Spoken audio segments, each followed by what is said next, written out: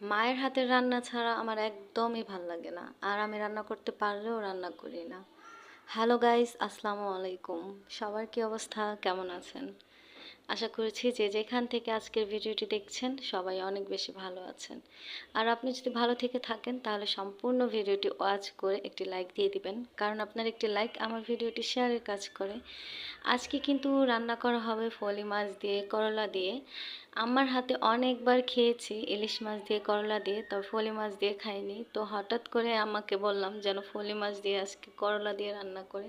তো আম্মা বলল ঠিক আছে, আজকে রান্না করে খাওয়াবে।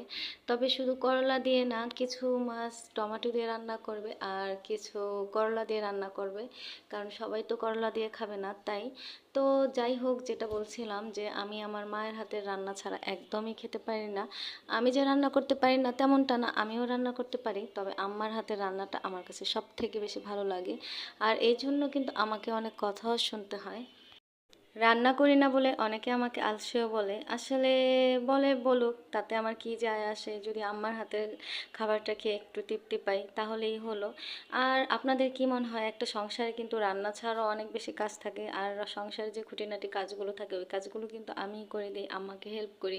ধরেন রান্না করতে গেলে ধোয়াধুয়ির কাজগুলো, কাটাকাটির কাজগুলো আমি কিন্তু আম্মাকে করে দিই, আম্মা একটু রান্না করে।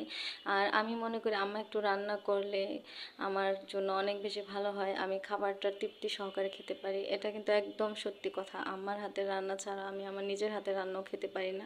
তো সবাই বলে বলুক, একটু কথা, তাতে কি যায় আসে, আসলে আমার হাতের খাবারটা তো খেতে পারলাম।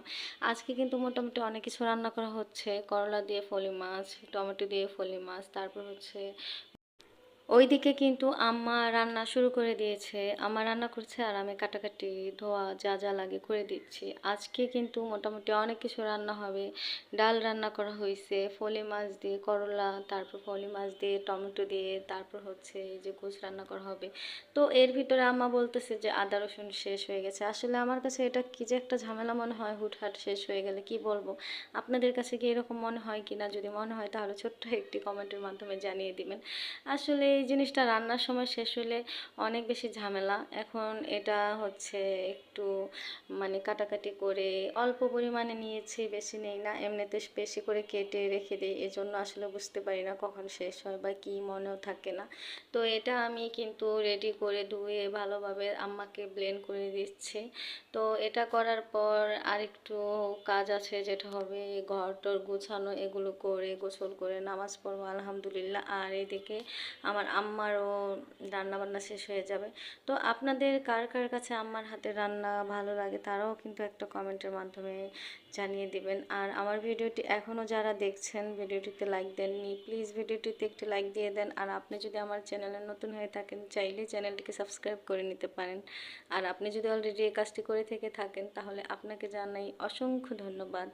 আজকের মতো এখানেই বিদায়, আবার নতুন একটি ভিডিও নিয়ে ইনশাল্লাহ চলে আসবো। সে পর্যন্ত সবাই ভালো থাকবেন, সুস্থ থাকবেন। আল্লাহ হাফিজ।